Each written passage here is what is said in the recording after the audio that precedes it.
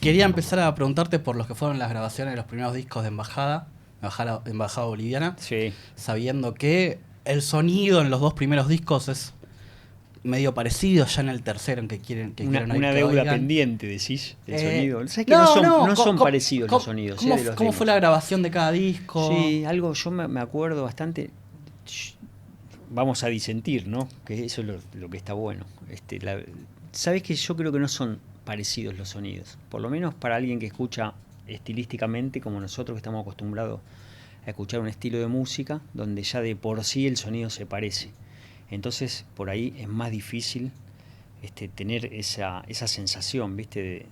De decir, este demo es distinto a este, cuando en realidad el estilo general se parece en el sonido. Entonces, yo creo que ese discernimiento lo podemos hacer nosotros, porque estuvimos ahí adentro muy metidos, escuchamos el estilo, somos los músicos que grabamos. Bueno, desde ese lugar tratamos de buscar distintos sonidos, yo creo que lo logramos, pero bueno, no fue lo que definió los demos, porque en definitiva lo que terminó inevitablemente definiendo a los demos de Embajada Boliviana fue nuestra forma de tocar, ¿no? El no tener técnica o ser autodidactas, tener esos vicios de los músicos que no fueron a aprender a tocar, hace que el sonido ya de por sí tenga una personalidad, ¿no es cierto? Entonces, provocada desde ese lugar más que desde un amplificador, que de hecho no teníamos ni idea de lo que eran los amplificadores. Usábamos lo que teníamos, ensayábamos con un tocadisco, por ejemplo, un amplificador de un tocadisco, íbamos resolviendo, y a veces, bueno, de esa manera, sin querer, se lograban sonoridades muy originales, que al final de cuentas estaban buenas y que hoy en día uno extraña, ¿no? En un formato donde la música se equiparó desde el sonido por el ingreso de la tecnología, ¿no? En el audio. Y bueno, Embajada Boliviana, vos me preguntabas si me acuerdo. Sí, el primer demo, por ejemplo, nosotros siempre lo llamamos discos. La gente le puso demos acertadamente y después le pasamos a llamar demos. Pero el primer demo lo grabamos en una casa que estaba en venta, sin muebles, abandonada no, sin muebles, que era la casa del Cabe, del bajista. Por lo cual encontramos una reverberancia que estuvo buena, sin querer. Porque por ahí si hubiese estado con muebles la casa, hubiese tenido un sonido más seco. Lo grabamos al toque en un solo día. No teníamos la menor idea de lo que era un estudio de grabación, un sonido. Fue la primera vez probablemente. Creo que habíamos hecho un demo anterior de 4 temas que lo perdimos, que nunca salió, que yo no llegué a grabarle las voces. Teníamos muy poca experiencia en los estudios de grabación, y bueno, yo lo que recuerdo fue como un entusiasmo y estábamos remetidos, gracias a Dios, sin conocer tanto, entonces fue todo como disfrutable, y nos estábamos remetidos en esa grabación. Era todo lo que queríamos, todo lo que necesitábamos, lo que habíamos buscado. La banda no hacía mucho que estaba tocando, queríamos hacer todo ya, todo rápido, así lo hicimos. Y bueno, salió ese sonido así muy enérgico, ¿no? ¿Cómo fue la grabación de instrumentos por un lado, todos juntos, en vivo? Grabamos todos juntos. Yo grabé las voces en 2 horas de todo el disco, de todo el demo. Nos grabó el Pollo Berenguer, que en paz descanse, que era un amigo de la banda, un músico, un gran músico, un gran artista, ingeniero de sonido, con un adelanto así artístico y mental y técnico que en aquel entonces en La Plata no había mucho. Bueno, tuvimos la suerte de que él se hizo muy amigo nuestro, era más grande que nosotros y nos quería mucho, así que nos dio una mano. Con eso vale la pena recordarlo, ¿no es cierto? Por eso lo nombro. Siempre nos acordamos de él. Fue toda esa gente que fue de la camada de los 80 en la Ciudad de La Plata, fue la que nos ayudó a nosotros cuando teníamos 16 años. Nos mostró lo que era una guitarra, un amplificador, una sala de ensayo. La verdad que lejos de encontrar obstáculos, nosotros siempre encontramos gente que eran muy buenos músicos y que nosotros le caíamos bien y nos daban siempre una mano. Bueno, ese fue el primer disco. ¿Y el segundo? ¿Cómo fue El la segundo grabación? disco ya nos metimos en un estudio de grabación en Los Hornos, muy avanzado para la época, con paredes móviles, cosas que no pudimos aprovechar, por supuesto. Grabamos con los instrumentos desafinados, se escucha, se nota. No afinábamos en 440 porque las canciones a mí me quedaban algunas muy altas y no teníamos ni siquiera la idea de transportar las canciones. En vez de transportar las canciones, bajábamos las cuerdas. Por lo cual los resultados eran bastante desalentadores, ¿no? Los instrumentos se escuchan muy desafinados, más que el primer demo. En el primer demo quizás el Pollo se debe haber encargado un poco de la afinación. En el segundo demo estuvimos solos. Bueno, de todas formas buscamos un sonido más oscuro, perdiendo el control. Yo creo que lo logramos con unas reverb bastante importantes en todo el disco, en las guitarras, bien espiraladas, quizás hasta exageradas para el estilo, pero nos dio una personalidad al demo. También grabamos todo rápido, todos juntos, siempre grabamos todos juntos con Embajada, siempre. Nunca grabamos instrumentos separados. En las mejores canciones del mundo, por ahí empezamos a grabar un poquito ya más separados, pero con Embajada siempre se trabajó así en bloque, en conjunto, el audio, y bueno, los demos, imagínate que sí, más que cualquier otra cosa. Uno piensa en el cuarto disco Embajada, en Sueños, y ustedes cuando lo estaban haciendo, que también regrabaron canciones que ya tenían los otros discos, pensaron también que era, porque después del disco se separaron, no sé si lo tenían hablado, si fue... ¿Del fue disco dando. de Soñando Locuras? Sí. No, para nada. En ese momento ni nos imaginamos que nos íbamos a separar. Cuando grabamos el disco, se fue dando. El agotamiento no nos avisó. Llegó un momento en que la banda se había disuelto ya, ¿no? No teníamos concentración para tocar en vivo, no teníamos un norte, un entusiasmo. Tener una banda de rock, estar en la noche es muy desgastante. Quizás la gente no lo sabe, pero para los músicos es muy estresante. Para nosotros fue muy estresante, fue una forma de vida. No es que afuera éramos de una manera y cuando grabamos no, éramos lo mismo que lo que cuentan las canciones, y eso, bueno, agota, cansa, debilita el cuerpo, la mente, el corazón, así que es muy difícil. Y bueno, para cuando terminamos de grabar el disco ya estábamos un poco destruidos, deshechos, y la separación fue medio inminente.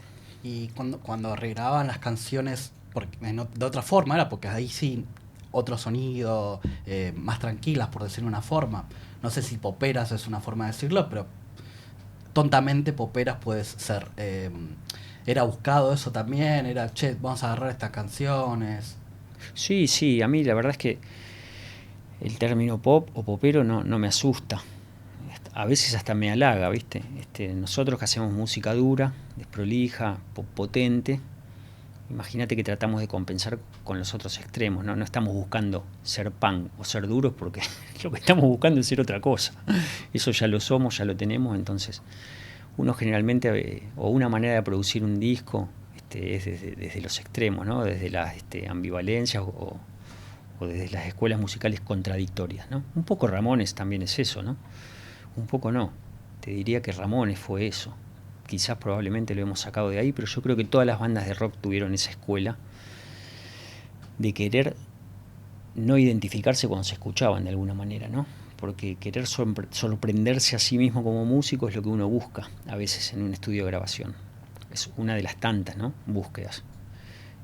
Nosotros lo que hicimos con Soñando Locura fue bajarle el tempo a las canciones algunas que ya existían, y arreglarlas de otra manera, ¿no?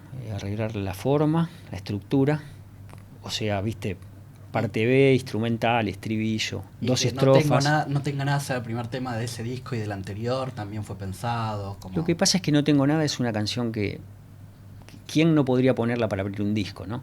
Es como lo primero que se te viene a la mente.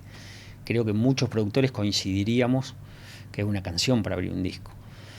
En cualquier estilo, en cualquier disco, en cualquier demo, ¿no es cierto? Uno lo va trasladando y va a seguir pasando lo mismo, porque ya la canción tiene esa impronta, ¿viste? De apertura. También abríamos los shows con Embajada con esa canción. Y Memoria de la Guerra para el final también. Y Memoria de Guerra para el final, exactamente. Entonces son cosas que nada, que el oído te lo va marcando.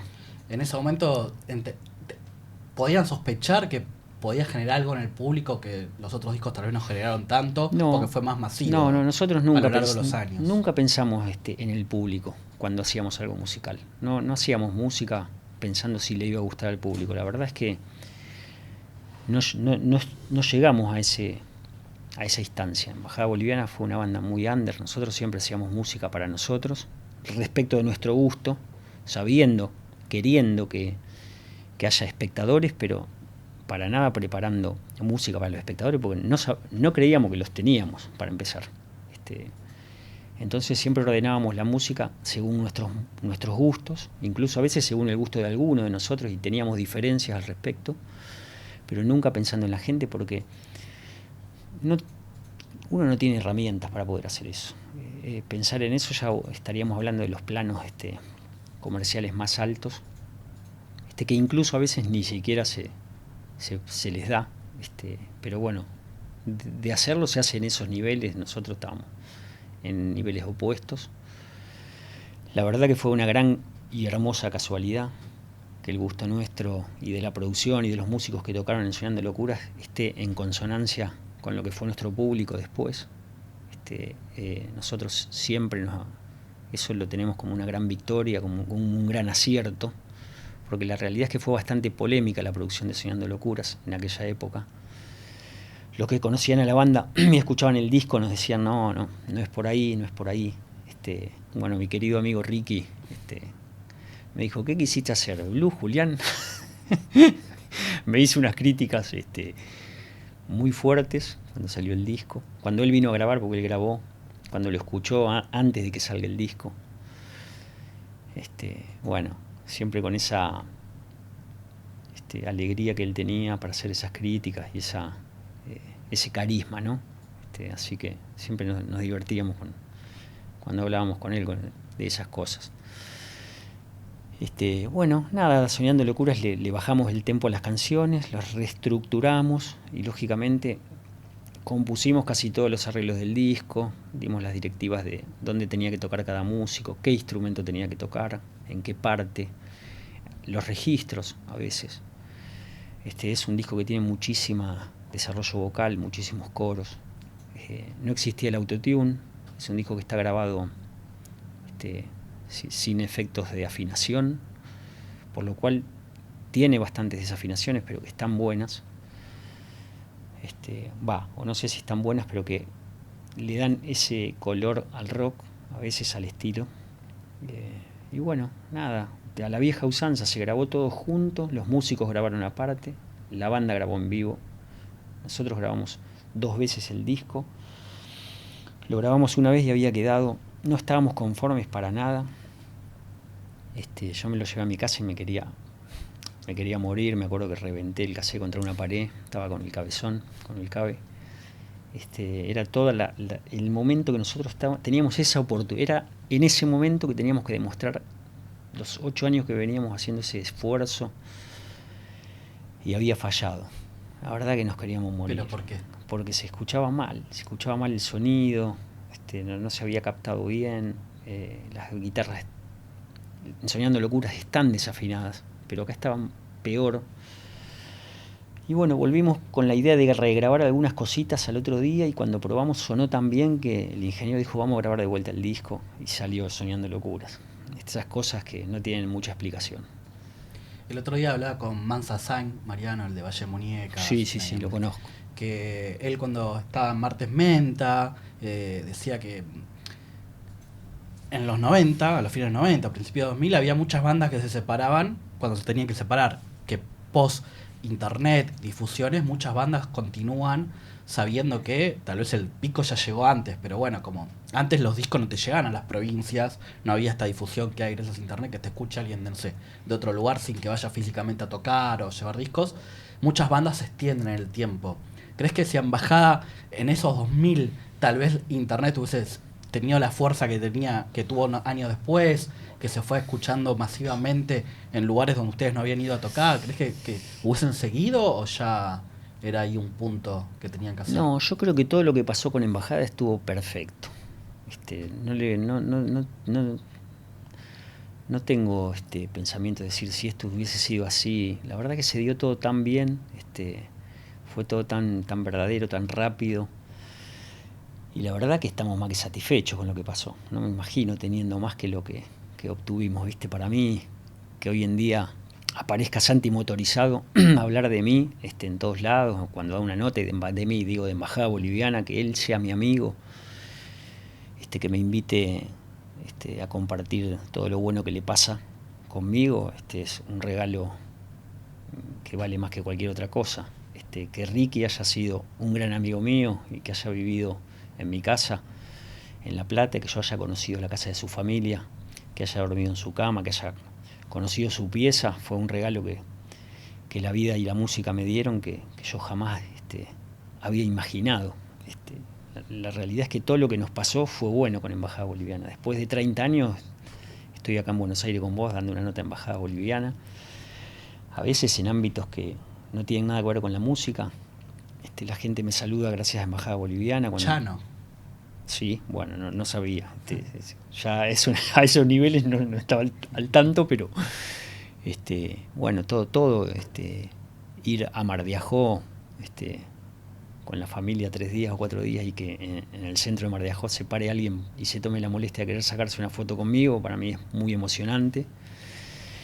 La realidad es que vivimos cosas muy importantes con Embajada Boliviana, crecimos juntos nosotros con Cabe Kuntaku y Matu, vivimos casi todo juntos, viajamos, conocimos el mundo, fuimos 2 veces a México, fuimos a Chile, conocimos la República Argentina, nada, un montón todo lo que nos pasó. Después vamos a hablar del regreso de Embajada cuando volvieron, pero quería hablar de tu primer disco solista, que fue 2-3 años después de que cierre Embajada. ¿Esas canciones de dónde surgieron? ¿Ya las tenías de antes? Bueno, El Juego de las Lágrimas fue como un año exacto después de que dejamos de tocar con Embajada. Yo me tomé ese tiempo un poco para hacer el duelo de la separación de la banda, y eran canciones que algunas tocábamos con Embajada y estaban pensadas para un segundo disco de Embajada Boliviana. Bueno, yo agregué algunas canciones y tuve la necesidad de grabar ese disco que, bueno, en lo vocal es un disco que yo casi prácticamente no escucho porque me parece horroroso como lo canté. Y bueno, el sonido es bastante punk también, me gusta. Y bueno, ahí uno encuentra a veces en esos espacios la ilusión de encontrar novedades, ¿no?, musicales. Por eso también lo hace. ¿Y encontraste? Sí, muchísimas. Mi carrera solista a mí me desarrolló como músico. Embajada Boliviana me desarrolló como persona, y la musicalidad más pura la encontré en mi carrera solista. En ese primer disco, en los primeros temas, hay un tango en un momento, unos acordes, no sé, acordes de tango. Sí, más piazoleros, ¿no? Sí. Eso está bueno también. Sí, eso lo saqué de un tango de Piazzolla en realidad, que se llama Alguien le dice al tango, que la letra es de Borges y la música es de Piazzolla. Que yo solí tocar en algún momento de mi vida en el piano, ese tango. Entonces, como más o menos pude grabar después en estudio esas partes. ¿Y solista te empezaste a dar lujos? O, bueno, lujos no, oportunidades que tal vez en la embajada no encontrabas antes o no las pensabas, que dijiste, che, puedo hacer un montón de otro tipo de música. ¿Cómo fue eso de encontrarte? Decís, che, este sonido me gusta. A lo largo de los años lo pienso también. Sí, en realidad yo no podía hacer otro tipo de música. Está claro en El Juego de las Lágrimas, que es un disco bastante no, que es un disco muy punk. Sí. Incluso si se lo escucha con atención es más punk que Soñando Locuras. Por lo cual a mí me costó un montón desarrollarme como músico. No es que me hice solista y me hice músico. De hecho, nunca estuve satisfecho con mi musicalidad al día de hoy. Con muchísimo esfuerzo, con muchísima dedicación, sobre todo con muchísimo esfuerzo y dedicación, sí, con eso. Empecé a encontrar un poco de musicalidad en mi vida, ¿no? En la práctica del ensayo y de conocer también otros músicos, de rodearme de otra gente musical. Bueno, de a poquito empecé a encontrar un desarrollo distinto, más personal, propio, distinto que el de Embajada. Un desarrollo un poquito más musical que ya había probado en Soñando Locuras.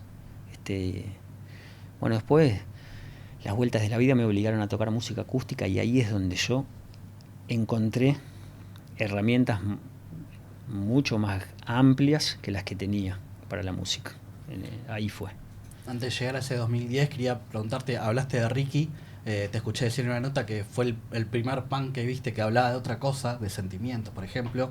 A la hora de escribir esos primeros temas, que supongo que a lo largo de los años fuiste, no sé si profesionalizando, encontrando un método, no sé si tenés un método para escribir, para componer, si viene la música, las letras, primero la letra, no sé qué lugar le das a la letra tampoco. Y es más importante. Me gustó eso que dijiste de Ricky. Es el único que en el punk empezó a hablar de otra cosa. Sí, yo creo que Flema, Ricky, Flema, lo que le dio al punk en el sentido literario fue la primera persona, ¿no? El psicoanálisis, ¿no? La psicoterapia.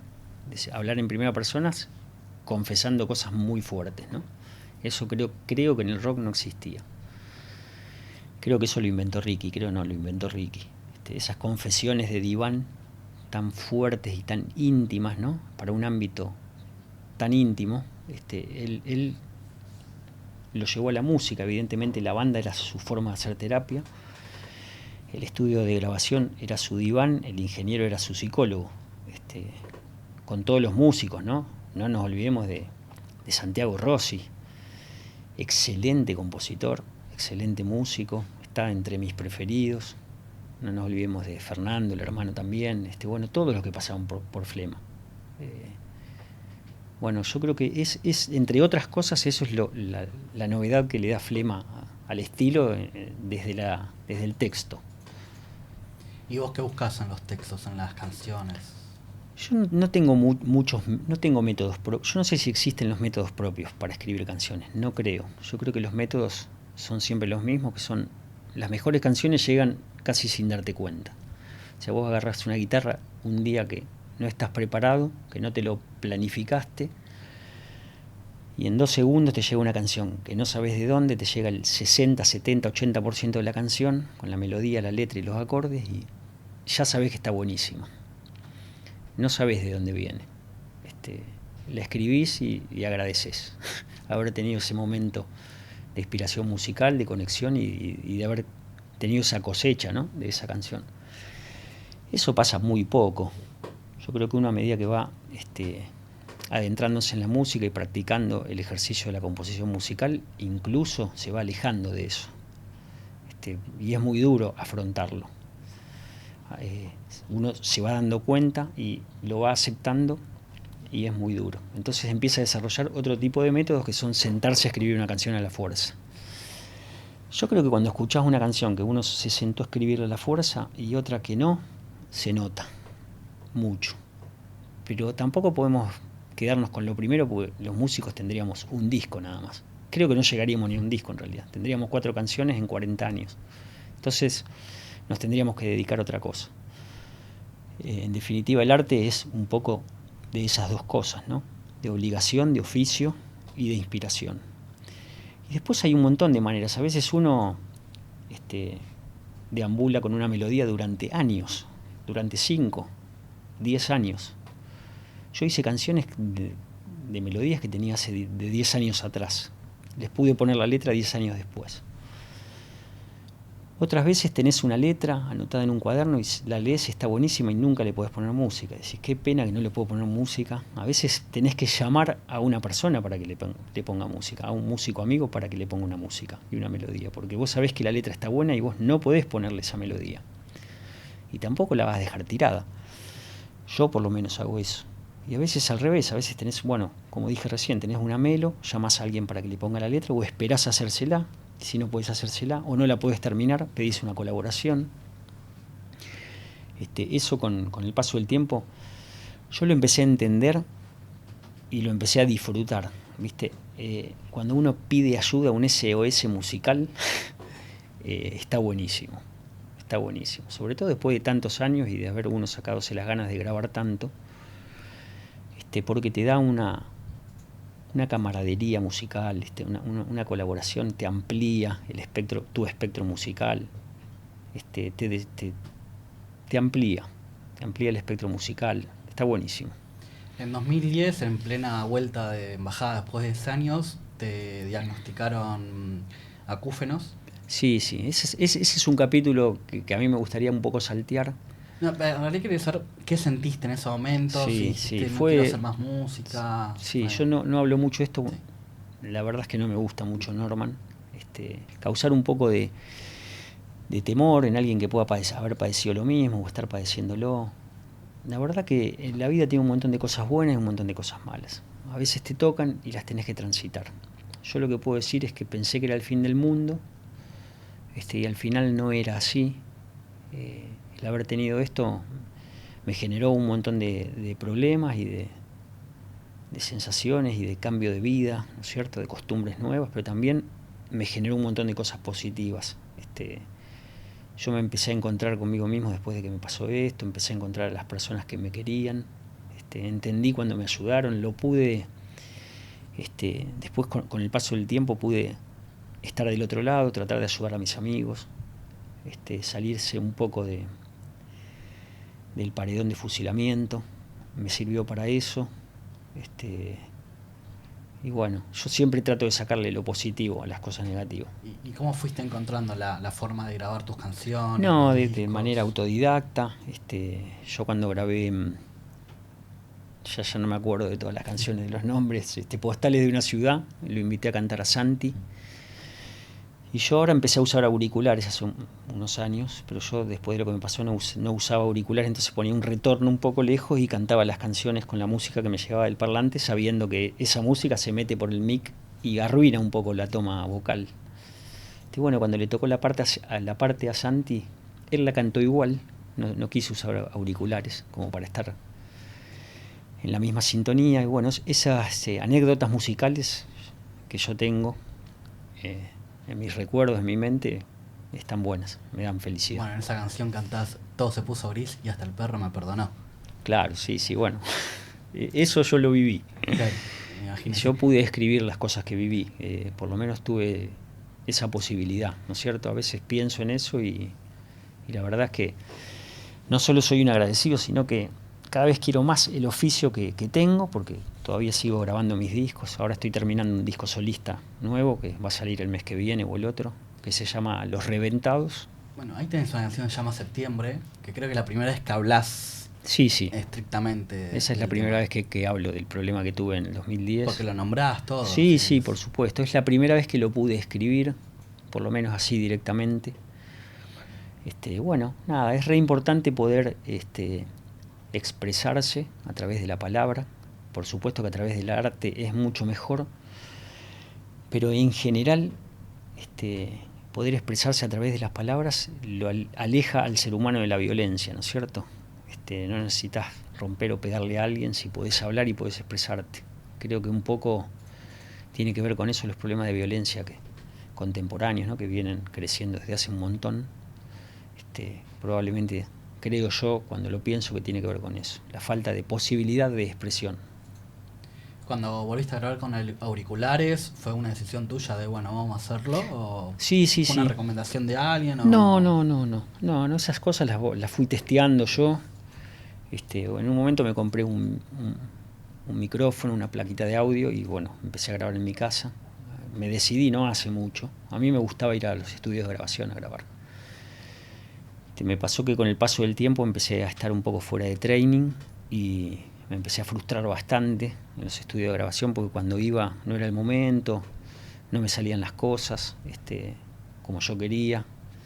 Entonces era muy engorroso, muy frustrante. Y bueno, decidí armarme como un pequeño home studio móvil en mi casa. Y bueno, hasta el día de hoy grabo así que eso me obligó un poco también a usar auriculares. ¿Qué significó haber tenido hijos, que verlos crecer, saber que venías de esto, que venías de... Nosotros en la noche vivíamos lo mismo que grabando, ¿no? Éramos dos cosas distintas. Sí, bueno, no, la familia claramente te lleva por otro camino, sobre todo los hijos. De todas maneras, nosotros somos todos así rockeros. mis hijos también. No creemos que está mal, creemos que el camino que es el que está bien, por suerte. Pero bueno, sí, es verdad que la noche tiene sus bemoles. Y bueno, nada, la llegada de mis hijos y de mi familia, para mí siempre fueron buenas noticias. Y tema adicciones, uno piensa en Ricky, lo escucha el padre decir se quiso internar 2 veces. Cómo he visto todo eso también viniendo de los 90 en una escena que el alcohol era donde más corría, más en bandas punks. Sí, el alcohol y todo lo que te puedas imaginar. Sí, pero uno piensa más en nosotros alcohol, que lo es como lo más vimos. legal. Sí, por supuesto. No sé, perdóname que te corté, porque no sé si la pregunta apunta. El alcohol es un vicio legalizado, que sí, que es claramente tiene la misma implicancia que las drogas. Sí, te llevan a las otras también. Y socialmente no está visto así. ¿Qué te voy a decir yo? Del alcoholismo, es una de las peores cosas. Bueno, cada uno tiene su vivencia, ¿no?, personal. Pero bueno, nada mejor que el agua, ¿viste? La realidad es que uno no debería dejar de decir la verdad, más allá de lo que haya vivido o de lo que haya conocido. Yo siempre le digo a mis hijos o a cualquiera, nada mejor que un vaso de agua. A mí me gusta la cerveza, yo tomo cerveza, no tengo problemas con las adicciones, pero la realidad es que para el ser humano no hay nada mejor que el agua. Si vas a cantar un estudio, y si me preguntás a mí que cuando vas a cantar, y sí, yo por ahí me llevo un vino, me tomo algo, pero la realidad es que nada mejor que el agua. No necesitaríamos, no deberíamos necesitar nada. Pero bueno, en los 90, volviendo a aquella época, nosotros vivimos absolutamente todo lo relacionado con las adicciones, todo tipo de drogas. Nada, cada uno puede explicar su situación. Yo lo que puedo decir de Ricky es que era una excelente persona, un tipo muy lúcido, muy inteligente, con un conocimiento muy amplio de todos los aspectos de cine, de literatura. Muy familiar también. Sí. Era tampoco es que no sé si es que lo familiar está bien y lo otro no. No. El que no quiere tener una familia está perfecto. Siempre la relación con su viejo y su familia. Él vivía en su casa porque estaba poco también, ¿no? En su casa. La familia de Ricky era excelente, yo conocía a los padres, bueno, su casa, ¿no? Tan característica. Sí, Ricky era un excelente músico, un excelente artista. Y cuando le hizo el disco homenaje a ustedes y a Sin Ley, ¿qué sentiste? Lo que pasa es que el disco salió después de su fallecimiento, yo no lo escuché en su momento. Lo terminaron algunos amigos de él, gracias a Dios, ¿no? Porque era el sueño de Ricky. Yo ya no estaba, no me acuerdo qué pasó en esa época, no estaba, me invitaron a grabar, no pude ir, yo quedé muy mal con el fallecimiento de Ricky, me impresionó muchísimo. La verdad es que no se lo esperaba a nadie, o por lo menos yo no pude ir a saludarlo en su entierro, y después todo lo que vino después no lo hicimos. Bueno, después con muchos años escuché, sí, por supuesto, el disco. Nada más siempre tocaba canciones en bajada. Sí, él fue nuestro padrino artístico. Nosotros, a nosotros nos conoció la gente gracias a él, sí, entre otras cosas, ¿no? Y después Santi Motorizado los años, como siempre hubo alguien. Sí, también por eso siempre digo, no nos olvidemos del disco de Sin Ley, Infeliz, que para mí es probablemente el mejor disco punk de todas las épocas. Es una joya artística, ese disco está buenísimo, los arreglos, las letras. Es el disco que más me gusta. No la banda, o sea, la banda me gusta también, pero te mentiría si te digo que la banda me encanta. No conozco todos los discos de Sin Ley. Ahora vos me decís Infeliz y los conozco de memoria. Es un disco que al día de hoy sigo escuchando, que está increíblemente maduro para la época. Tiene un desarrollo filosófico, literario importantísimos.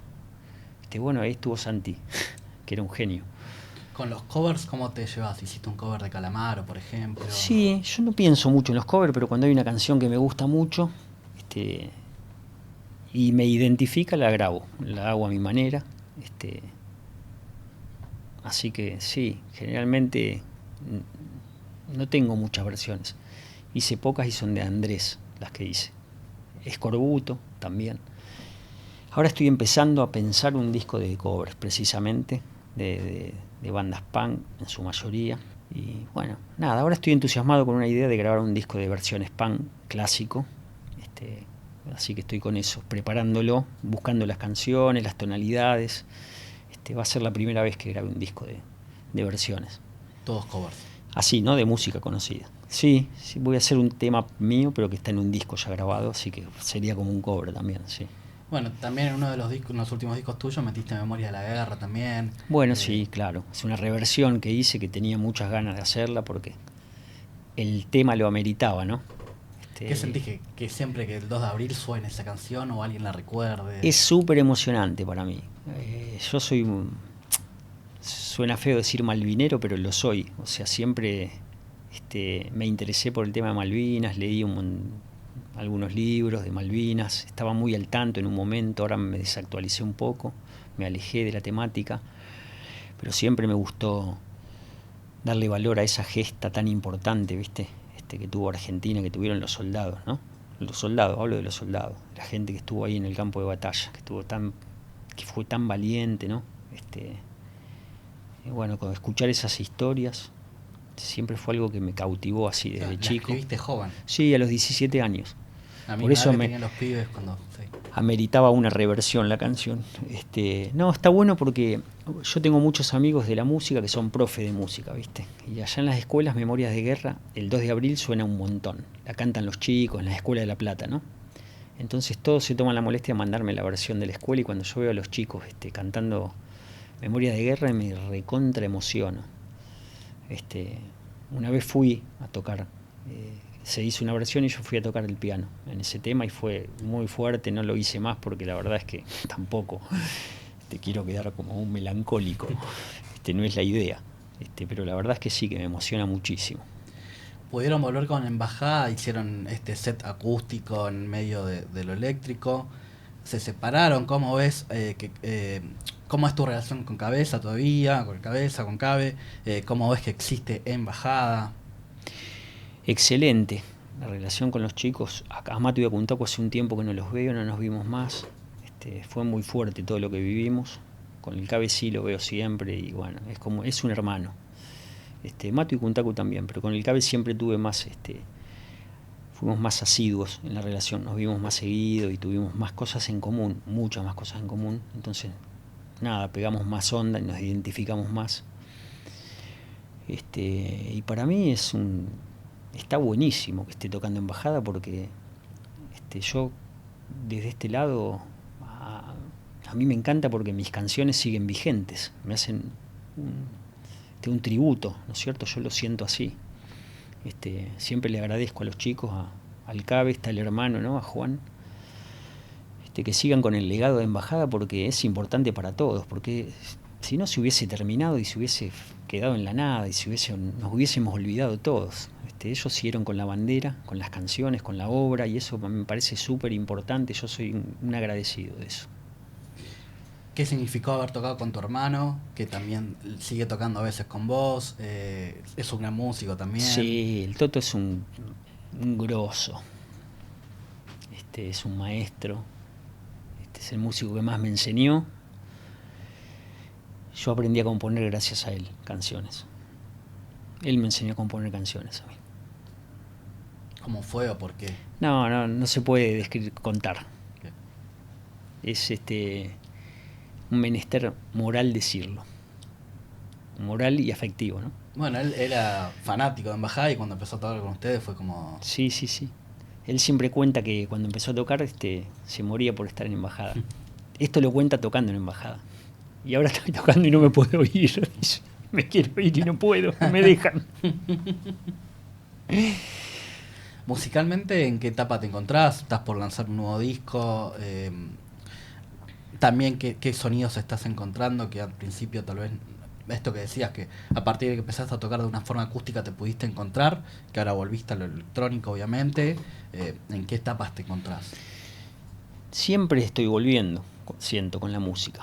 tengo esa sensación, no sé por qué, con qué tiene que ver, algo de la realidad seguro que no, pero yo tengo esa sensación, como que estoy volviendo, como que me fui a algún lado y estoy volviendo. La música me permite a mí sentirme que estoy cerca de lo que quiero, cerca de mis afectos, cerca de mi lugar. Me da esa sensación interior de sentir que estuve lejos y que estoy volviendo. Bueno, no lo puedo explicar porque no tiene una explicación literal.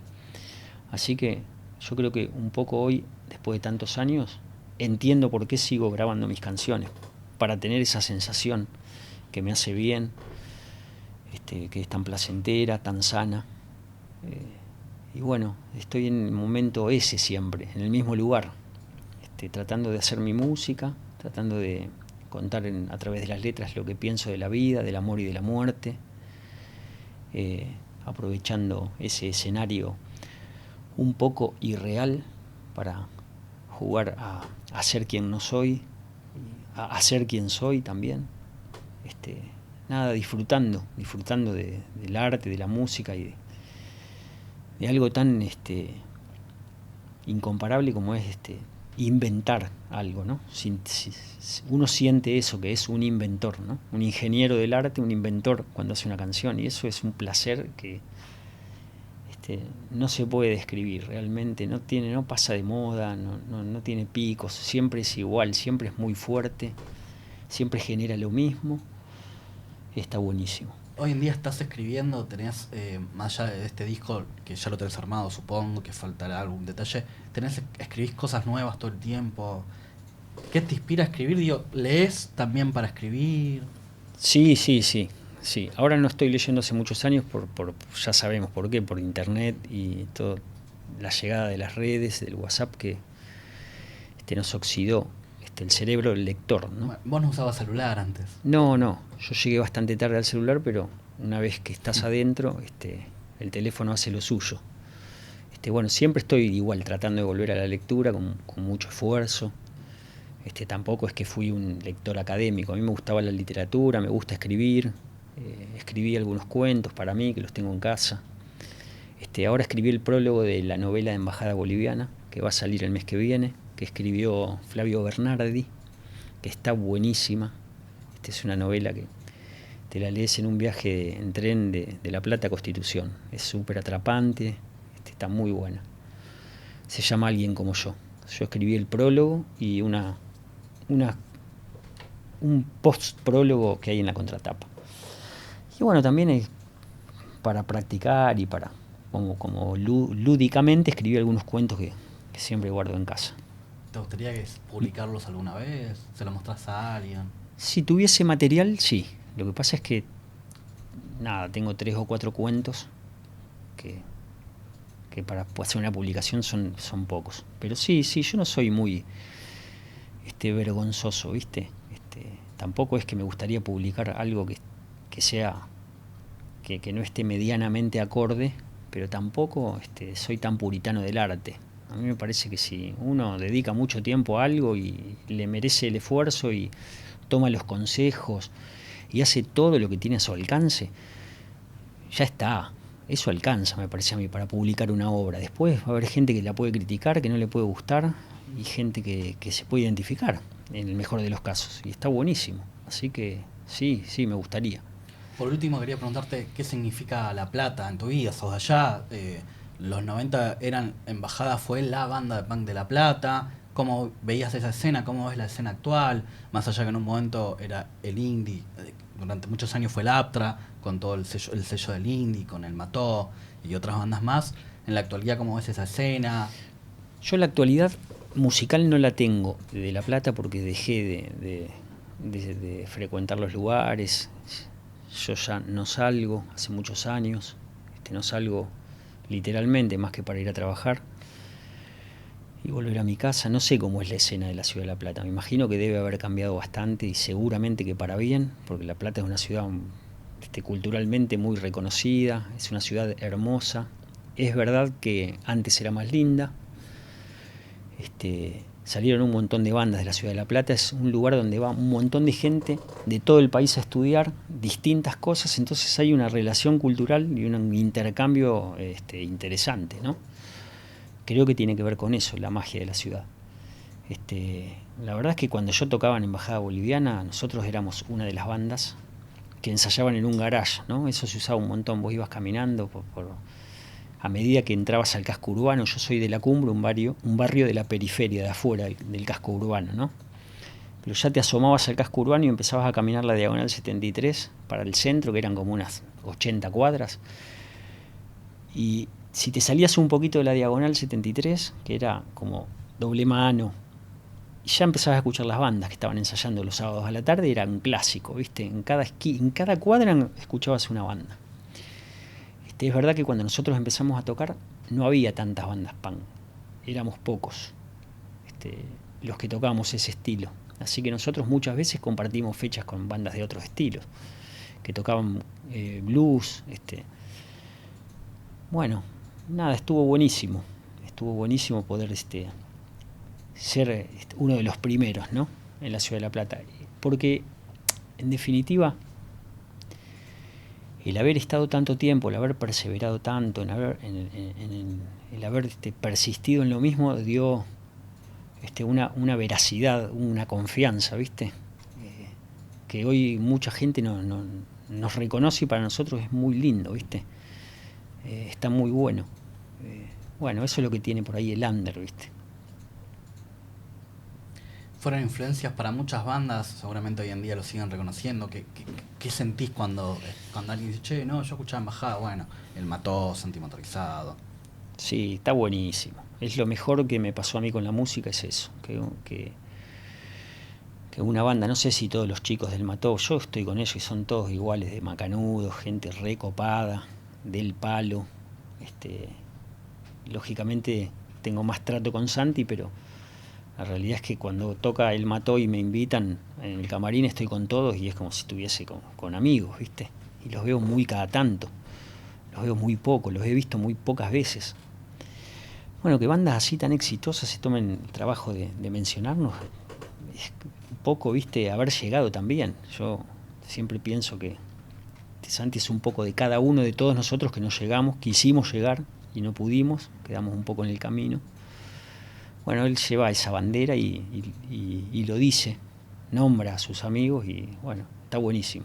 ¿Qué significa llegar, haber llegado? Llegar es vivir de la música, que comer, alimentarte, pagar el alquiler, comprarte cosas, comprarte un terreno, comprarte una bicicleta, un instrumento con plata que vos generás tocando. Eso es llegar. ¿Sadaic sirve para eso? Sí, yo creo que sí. No lo digo como, no es mi caso porque yo nunca me animé a dejar de trabajar para vivir de la música.